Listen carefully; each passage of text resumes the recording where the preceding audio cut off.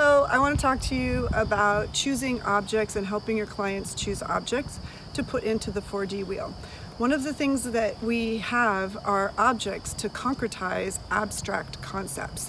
So if you have a concept like I'm anxious or I'm excited or I'm scared, then we ask them to bring in objects that represent those feelings. So one of the things that we might ask is bring in an object that represents something in your sexual story that you want to nourish, and let's bring in an object that represents something in your sexual story that you want to move past or beyond. It doesn't have to be a sexual story. It could be your problem is anxiety, then bring in an object that represents anxiety, and then what would be the opposite of that? Let's say it's peace, so bring in an object that represents peace.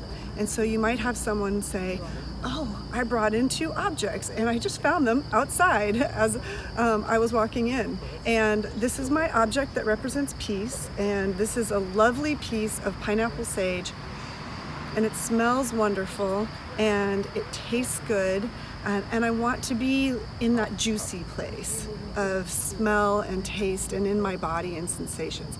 And this is the object that I brought in that represents anxiety, where it's like crispy and old and kind of feels like it's dying and not happy anymore. And although if I look at it, it's kind of beautiful also. So sometimes the things that we think are the things that we want to get rid of have a certain kind of beauty to them. So that might be just an example of a way that you could ask someone, what's going on for you? Bring in an object that represents that, and then what is it that you want to do instead? And bring in an object that represents that, and then they would place them into the wheel in the quadrant that they choose, wherever that story begins for the anxiety, and wherever the story begins and goes on to for the peace or that juiciness that they want to move toward.